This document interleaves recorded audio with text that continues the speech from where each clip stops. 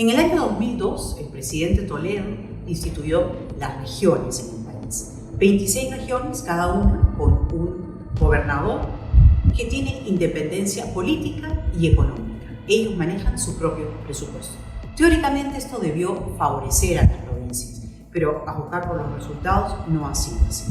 Dos han sido los grandes problemas. El primero, la falta de capacidad, muchas veces, de los gobiernos regionales que ni siquiera utilizan el presupuesto que tienen asignado.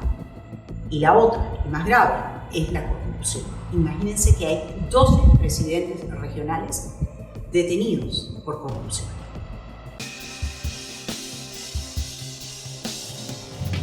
Hasta el 2002, las regiones del Perú dependían del gobierno central a través de los consejos transitorios de administración regional, CETAR. No tenían autonomía y eran supervisados por el Ministerio de la Presidencia. Ese año, Alejandro Toledo promulgó dos leyes: la Ley de Bases de la Descentralización y la Ley Orgánica de Gobiernos Regionales. Mediante ellas se determinó la formación de 26 regiones y se realizaron las primeras elecciones. Se eligió un gobernador regional por cada departamento, uno en el Callao, y se le dio rango de gobierno regional a Lima Metropolitana, todos con autonomía política y presupuestal. Una decisión que hoy, después de casi 20 años, no fue un acierto. Yo creo que en la descentralización, en lo que hemos sido exitosos, es en descentralizar la corrupción. Un informe de la Contraloría General de la República de agosto de 2020 señala que los actos por corrupción entre 2017 y 2018 generaron pérdidas al país por 9.460 millones de soles. Algunos ejemplos son Arequipa, que perdió 677 millones de soles, Ancash, 496 millones, Junín, 446 millones, Cajamarca, 412 millones, Cusco, 412 millones. En estos últimos 20 años, o 21 años, han recibido los gobiernos regionales miles de millones de soles por producto del canon, presupuestos, etc. Realmente para obras, pero ha sido un festín de dinero. Una de las regiones más golpeadas por la corrupción es Cajamarca, que tiene una población de 1.350.000 habitantes. El 38% es pobre y el 11% extremadamente pobre. 25% de los niños menores de 5 años sufren de desnutrición y 28% de anemia. El presidente regional está preso. Entonces, no es el problema de falta de recursos, es un problema de corrupción y de mala gestión en los recursos. En enero de 2020, Gregorio Santos, ex gobernador regional de Cajamarca, fue condenado por corrupción recibiendo una pena de 19 años, 4 meses de prisión efectiva y se ordenó que pagara 1,5 millones de soles de reparación civil. La justicia determinó que era líder de una organización criminal que direccionó millonarias licitaciones a favor del empresario Wilson Vallejo Díaz, por las cuales recibió 1.200.000 soles en sobornos. Y él llegó con un ofrecimiento, agua sí, oro no. Y lógicamente la gente le creyó, decía que era campesino, que era de San Ignacio, que él sí era hijo del pueblo, que había nacido en el campo, etcétera, etcétera. Un maestro de primaria y se fue, aceptó, la gente votó por él. Gregorio Santos gobernó Cajamarca entre 2011 y 2014. Fue reelecto mientras cumplía prisión preventiva para el periodo 2015-2018, siendo reemplazado por su vicegobernador. Fue electo por el Movimiento de Afirmación Social Más, una agrupación política regional de izquierda radical. Se opuso al desarrollo de la minería, trabando el proyecto Conga, una mina de oro de la empresa Yanacocha que iba a invertir $4.800 millones y que habría generado 10.000 puestos de trabajo directos y más de 50.000 indirectos. La región Cajamarca es una de las más beneficiadas por el canon minero, un impuesto que las empresas mineras pagan al Estado y que se transfieren a los gobiernos regionales y locales para obras de infraestructura.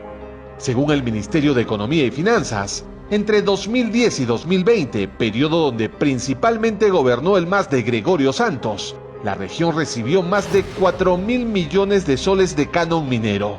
A pesar de ello, las desigualdades y pobreza aumentaron y el dinero se despilfarró en obras como la Plaza del Sombrero en Celendín. En el año 2020, Cajamarca recibió 189 millones de soles de canon para obras en educación, salud, carreteras y otras necesidades de la población, además de 425 millones de presupuesto anual. Pero, por increíble que parezca, solamente se invirtió un tercio de ese dinero. Primero tenemos que decir la verdad. Sincerar que no es cierto el mensaje que se ha dado de que los recursos se quedan en la capital. Acá hay recursos, pero si observan ustedes, las zonas donde hay mayor riqueza y mayor pobreza. Para el economista Alejandro Indacochea, el fracaso de la regionalización en el país tiene dos flagelos. El primero, la corrupción. El segundo problema es un problema de competencias, capacidad de gestión, visión de qué quieren para sus regiones. Y lo que hacen ellos al recibir los recursos es construir palacios municipales faraónicos, coliseos y monumentos. Y se deja de lado ejecutar postas o escuelas. Otra región golpeada por la corrupción es Junín, gobernada durante 2 periodos por Perú Libre. Tiene 1.250.000 habitantes. El 20% vive en la pobreza y casi la mitad de la población está bajo la amenaza de caer en pobreza. El 18% de los niños menores de 5 años están desnutridos y más de la mitad de la población infantil sufre de anemia.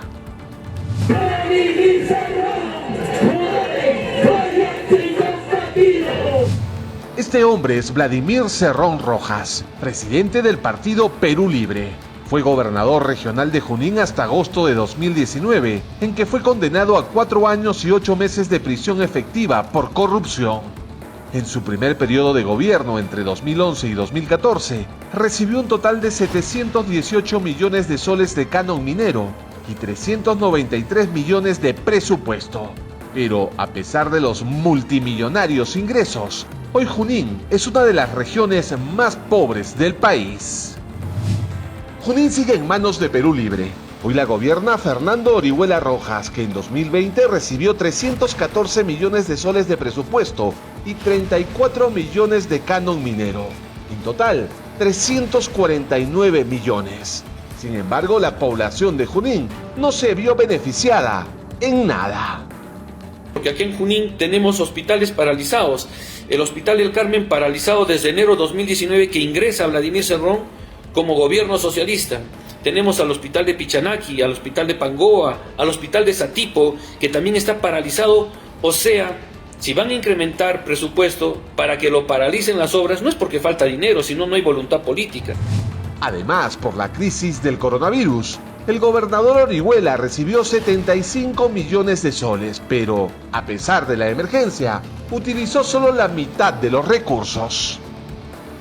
El gobierno regional de Junín, que está ahorita a mando de Perú Libre y de su dueño Vladimir Cerrón, han hecho que se paguen el mayor sueldo que existe dentro de los funcionarios en la región Junín.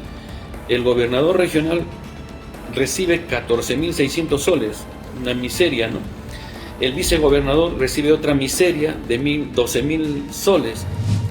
Otros casos de corrupción en gobiernos regionales son los del Cusco y Ancash. Sus exgobernadores Jorge Acurio y César Álvarez fueron sentenciados a prisión efectiva.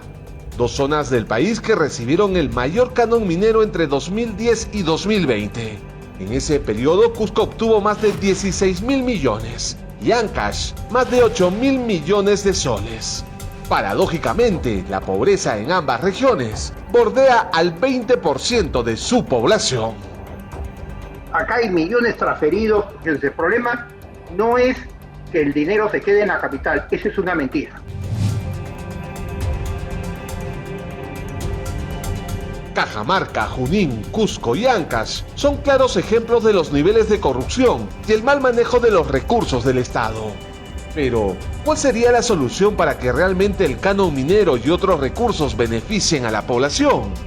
Estas son algunas de las propuestas de los candidatos presidenciales. Revisemos los contratos transnacionales, el 70% de las utilidades se lo llevan allá. el 70% se tiene que quedar para el Perú y el 30% que se la lleven. Una propuesta bien intencionada, pero que podría significar un retiro masivo de capitales del Perú.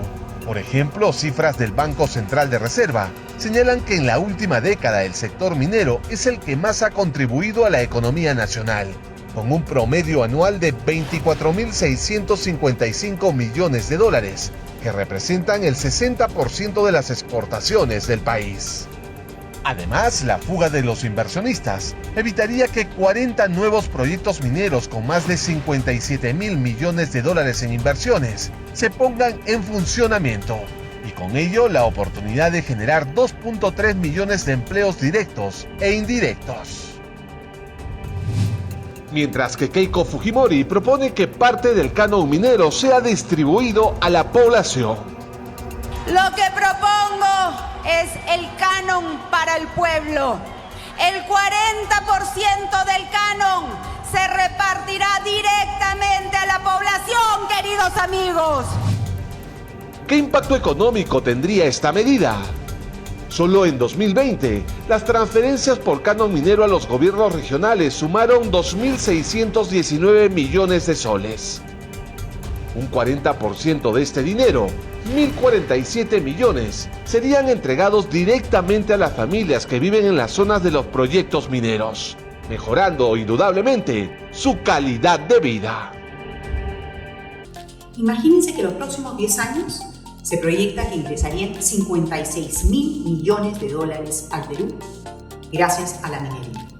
El Perú tiene oro, cobre, litio, es un mineral que se está volviendo importantísimo para el mundo. Si realmente la gente percibiera directamente los beneficios del canon minero, esto podría ayudar a destrabar estos proyectos, a que la población se beneficie y que también el Perú reciba muchísimos mayores ingresos. Hay que fomentar la riqueza y repartirla bien, porque si no hay riqueza, ¿qué vamos a ganar?